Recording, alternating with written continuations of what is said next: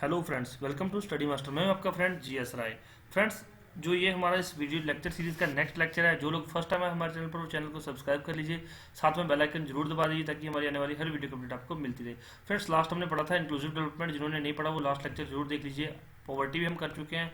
उसके बाद मैंने कहा पे छोटा सा लेक्चर है प्रोग्राम्स और ईयर ऑफ लॉन्च। मैंने कहा था नेक्स्ट वीडियो के हम शुरू करेंगे। चलिए फ्रेंड्स, आज शुरू करते हैं कि कौन सा प्रोग्राम कब लॉन्च हुआ था। इसमें से फ्रेंड्स एक या दो क्वेश्चन आपको हर एग्जाम के अंदर मिलेंगे। बहुत इंपॉर्टेंट टॉपिक है, मिस नहीं करना है, स्किप नहीं करना। अगर आप मिस करेंगे, स्किप करेंगे तो आपका जो नुकसान हो सकता है 1 या 2 मार्क्स का, आपका गलत भी हो सकता है तो नेगेटिव हो जाएगा।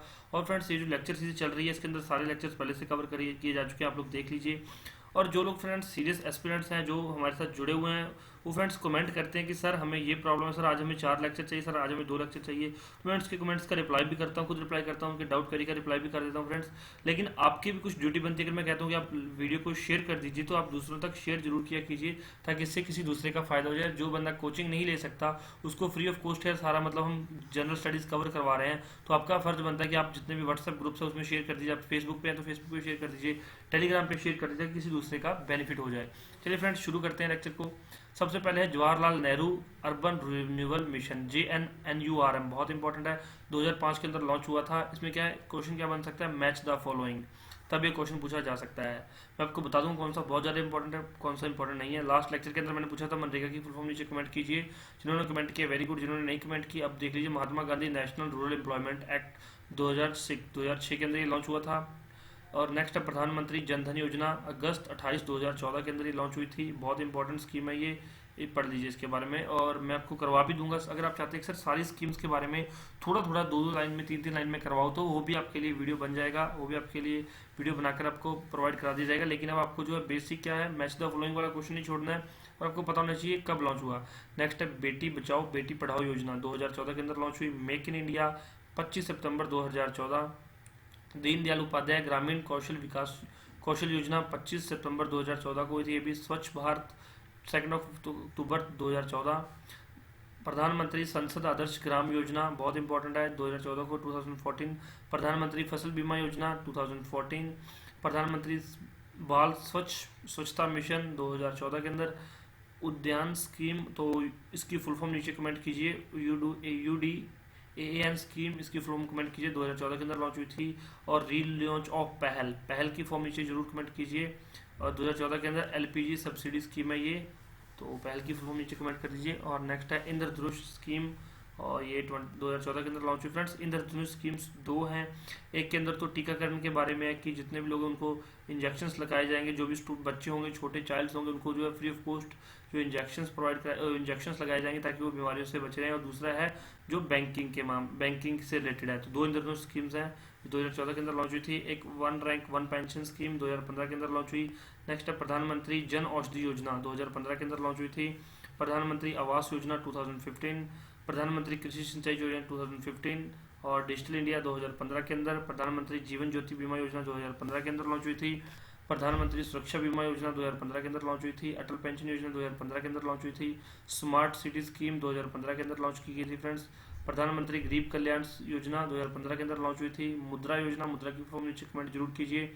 मुद्रा के अंदर कौन कौन से 3 लोन प्रोवाइड कराए जाते हैं उनके बारे में जरूर कमेंट कीजिए। अगर किसी को पता है तो, नहीं पता तो नेक्स्ट वीडियो के अंदर आपको मैं बता दूंगा। 8 अप्रैल 2015 को ये भी लॉन्च हुई थी। नेक्स्ट है प्रसाद स्कीम 2015। प्रसाद की फुल फॉर्म नीचे कमेंट जरूर कीजिए, आपको बहुत अच्छी फुल फॉर्म पता चलेगी। अच्छा लगेगा आपको कि ठीक है यार हमने कुछ पढ़ा है। प्रसाद की फुल फॉर्म देखिए और वीडियो को यहीं रोक के नीचे कमेंट कीजिए, इससे आपकी रिवीजन हो जाएगी तो आपको याद रहेगा। फ्रेंड्स, इसको याद रखने का तरीका मैं बता देता हूँ। आप एक काम कीजिए, एक A4 साइज शीट लीजिए, उस पर क्या कीजिए, ये सारी स्कीम्स है, जैसे 2014 की स्कीम्स 2014 लिख के सारी स्कीम्स लिख लीजिए, एक 2015 लिख के सारी स्कीम्स लिख लीजिए। आपको क्या है, क्वेश्चन एग्जाम में से 2014 या 15 में से एक क्वेश्चन जरूर मिल जाएगा, क्योंकि बहुत इंपॉर्टेंट है, आपको हर एग्जाम में ये स्कीम्स काम आएंगी। नेक्स्ट देख लीजिए, सुकन्या समृद्धि योजना 2015 के अंदर है। हृदय स्कीम 2015 के अंदर है, हृदय की फुल फॉर्म नीचे कमेंट जरूर कीजिए। Skill India programme national skill development mission 2015 के अंदर है। कई स्टूडेंट्स के मन में डाउट हो रहा है कि सर आप हमें इनकी जो फुल फॉर्म क्यों नहीं करवाते, हृदय की, प्रसाद की, अमृत की।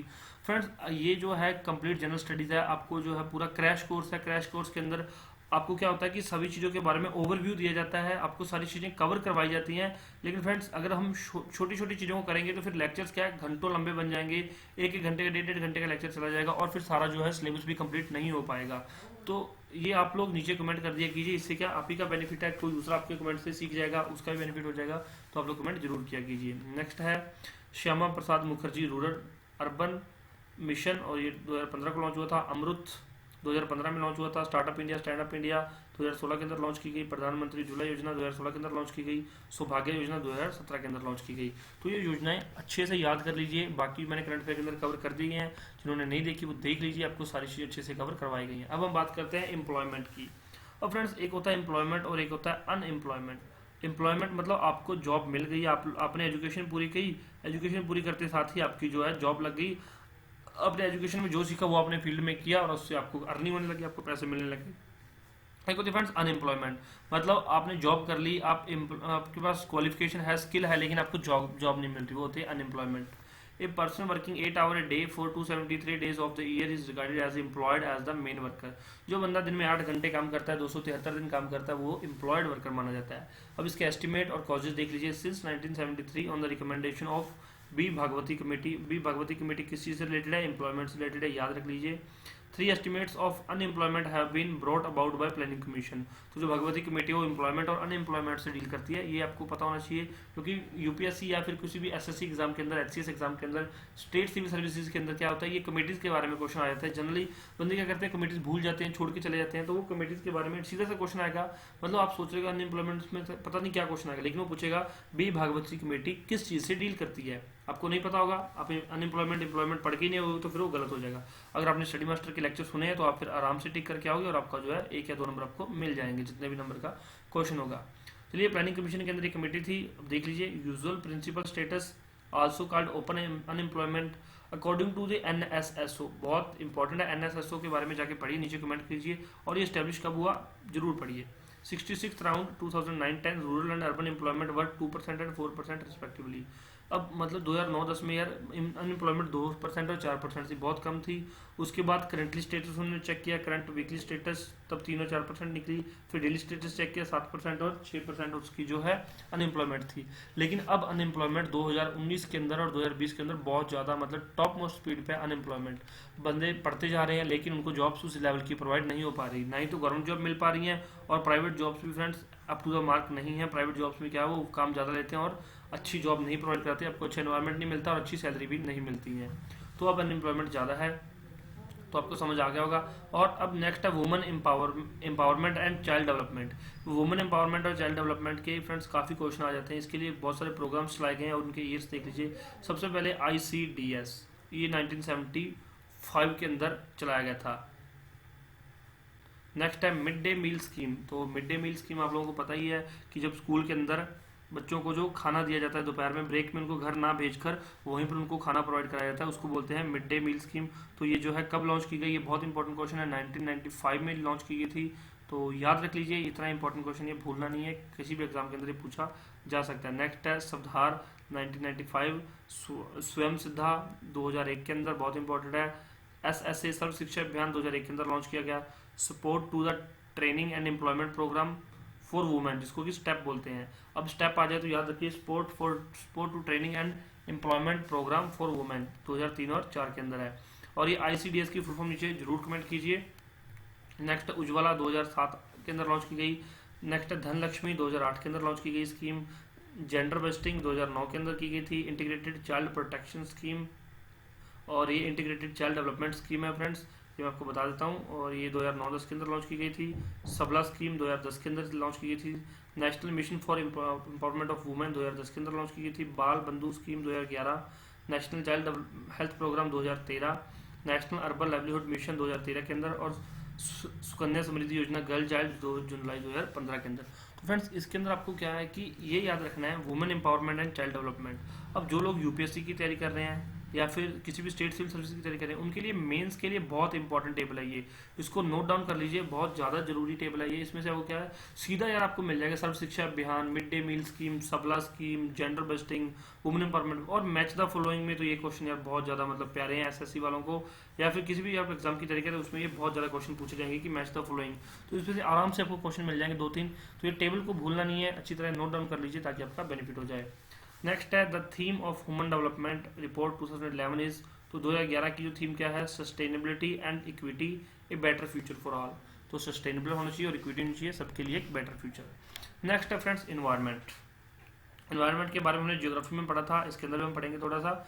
एस्टिमेट और कॉजेज क्या है, India with the EPI of 48.3% is ranked 125th in the term of tackling pollution and natural resources management environment performance index 2012। तो ये EPI क्या है, एनवायरमेंट परफॉर्मेंस इंडेक्स है, prepared by Yale and Columbia university. अब आपसे सीधा question आएगा कि EPI इन्वायरमेंटल परफॉर्मेंस इंडेक्स कौन तैयार करता है, येल एंड कोलंबिया यूनिवर्सिटी तैयार करती है, एक क्वेश्चन हो गया यहाँ पर फ्रेंड्स। दूसरा कि इन्वायरमेंट प्रोडक्शन, उसके अंदर बताते क्या EPI में कि पोल्यूशन को नेचुरल रिसोर्सेज कंट्रोल करने के लिए इंडिया का कौन सा नंबर है, इंडिया की रैंकिंग बताता है ये, तो याद रख लीजिए ये इंपॉर्टेंट है।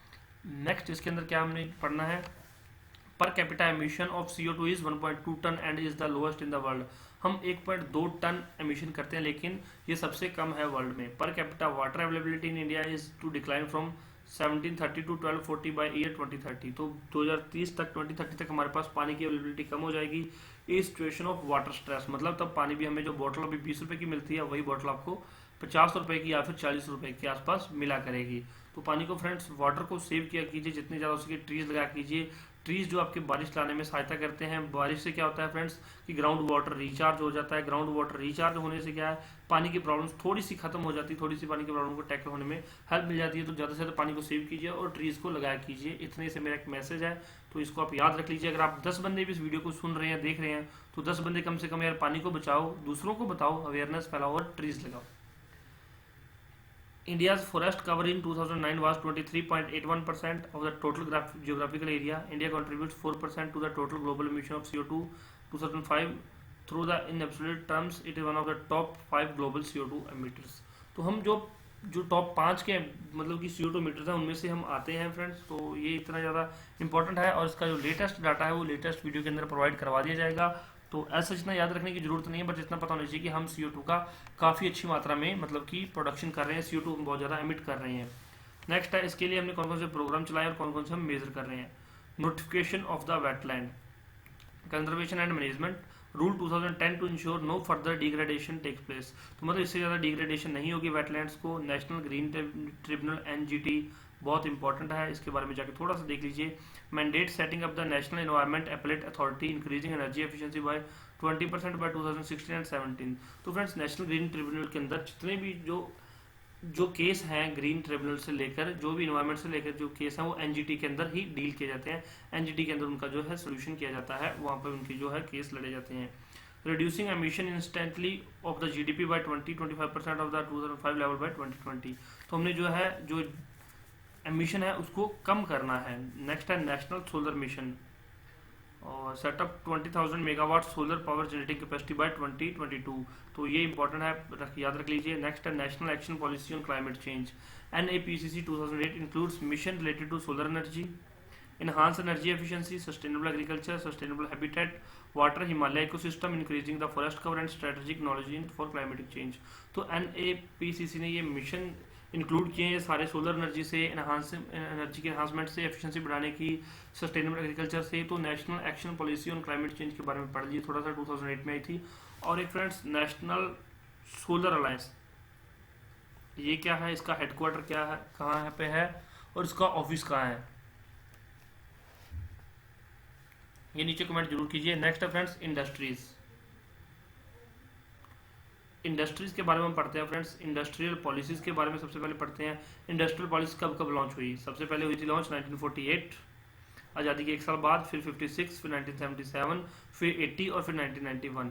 तो अभी हम 91 वाली पॉलिसी हमारे पास चल रही है, उसी में से हमने कुछ ना कुछ हम ले रहे हैं और उसी पॉलिसी से हमारी इकोनॉमी चल रही है। Industrial policy 1956 is called economic constitution of India. तो आपसे कोई क्वेश्चन आ सकता है कि इकोनॉमिक कॉन्स्टिट्यूशन ऑफ इंडिया कौन सी पॉलिसी है? तो इंडस्ट्रियल पॉलिसी 1956 बहुत इंपॉर्टेंट क्वेश्चन है फ्रेंड्स। आपको शायद ये चीज़ किसी ने नहीं बताई होगी, आप बहुत सारे लेक्चर्स देखे होंगे अपने यूट्यूब पे, आप लोगों ने क्लास कोर्स भी ज्वाइन किए होंगे। अगर आपने ये चीज़ पहले पढ़ी हो तो प्लीज़ मुझे बताइए, नहीं पढ़ी हो तो प्लीज़ नीचे कमेंट करके बताइए कि सर हाँ हमने ये चीज़ पहली बार पढ़ी है, economic constitution of India the industrial policy 1956। Industrial policy 1991 opened up the economy. 1991 की इकोनॉमी से जो इंडिया की इकोनॉमी को बूस्ट अप मिला। The main aims were to end licence पर permit to integrate Indian economy with the outer world, to remove restrictions of FDI and to reform public sector। तो जो 1991 की economy थी उसने क्या किया कि लाइसेंस जिनके पास था सिर्फ वही काम कर सकते थे, उसको खत्म कर दिया, end licence raj. Next the integrate Indian economy with outer world की जो इंडियन इकोनॉमी वर्ल्ड के बाहरी देशों के साथ जोड़ा और रिस्ट्रिक्शंस को हटा दिया गया कि एफडीआई इतनी आनी चाहिए, इतनी एफडीआई फॉरेन डायरेक्ट इन्वेस्टमेंट नहीं आ सकती, तो उसके बारे में जो रिमूवल कर दिया गया। और रिफॉर्म पब्लिक सेक्टर, जो पब्लिक सेक्टर थे उनको रिफॉर्म कर दिया गया। तो फ्रेंड्स आपको वीडियो कैसी लगी प्लीज़ मुझे नीचे कमेंट करके जरूर बताया कीजिए। इससे क्या होता है हमारी नेक्स्ट वीडियो आपके लिए और बेहतर होती है। आपके जो कमेंट्स हमारे लिए एनर्जीफुल होते हैं, हमें एनर्जी देते हैं आपके कमेंट्स। चलिए नेक्स्ट है पब्लिक सेक्टर एंटरप्राइजेस। अब पीएसई क्या होते हैं देख लीजिए, इसके बारे में पढ़ लीजिए थोड़ा सा। Industries requiring compulsory licensing distillation and brewing of alcoholic drinks, cigar, cigarette of तंबाकू, electronic, aerospace and defence equipment, industrial explosives और स्पेशलाइज्ड हजार्डस केमिकल्स। ये सारी जितनी भी चीज़ें मैंने बताई हैं ये जिसके अंदर बनती है वो पब्लिक सेक्टर एंटरप्राइजेज होते हैं। अब इसके अंदर आगे देख लीजिए, area reserve for public sector are atomic energy. जो पब्लिक सेक्टर के लिए एरिया रिजर्व किया गया है एटॉमिक एनर्जी का हो गया production, separation and enrichment of fissionable material and railways. तो ये सारे पब्लिक सेक्टर्स हैं, गवर्नमेंट के पास है सारे सेक्टर। नेक्स्ट है present policy on PSE is to not to privatise profit making companies. तो इनको सिर्फ प्रॉफिट मेकिंग कंपनीज नहीं करना, and to modernise and revive sick companies. तो जो सिक कंपनीज है जो मतलब कि कंपनीज खत्म हो चुकी हैं जो रिवाइव नहीं कर पा रही उनको रिवाइव करने की पॉलिसी चल रही है। To bring the government stakes to PSC below 51% and adopt initial public offering route to disinvestment. अगर कोई कंपनी बंद हुई तो उसको डिसइन्वेस्ट कर दिया जाए कि हाँ ठीक है उसमें प्रॉफिट नहीं और लॉस हो रहा है, तो उसको खत्म करके उसका जो पैसा है कहीं दूसरी जगह पे इन्वेस्ट कर दिया जाए, वो है पॉलिसी ऑफ डिसइन्वेस्टमेंट। और 51% से कम होनी चाहिए गवर्नमेंट के शेयर पब्लिक जो पब्लिक अंडरटेकिंग सेक्टर हैं, पब्लिक सेक्टर एंटरप्राइजेज हैं उनके अंदर। और नेक्स्ट है friends, there are 290 central public sector enterprises on 31 March 2014। तो ये याद रख लीजिए, यही आपसे पूछा जाएगा डाटा, इससे नया डाटा नहीं है अभी हमारे पास। नेक्स्ट है फ्रेंड्स नवरत्ना एंड महारत्ना। अब नवरत्ना क्या होते हैं, महारत्ना क्या होते हैं, इसके बारे में हम नेक्स्ट लेक्चर के अंदर करेंगे फ्रेंड्स। और उसके बाद हम कमेटीज़ के बारे में पढ़ेंगे। ये सारी चीज़ें मैं आपको नेक्स्ट लेक्चर में करवाऊंगा। वीडियो कैसा लगा प्लीज़ कमेंट करके बताइए और इसको शेयर जरूर कर दीजिए फ्रेंड्स, ताकि मैं आपके लिए नेक्स्ट लेक्चर ले आ सकूँ। वीडियोस को लाइक कर दीजिए, चैनल को सब्सक्राइब कर लीजिए, बेल आइकन दबा लीजिए। कोई डाउट हो नीचे कमेंट कर दीजिए। Thank you so much, take care, bye bye, God bless you all. आपका दिन शुभ हो।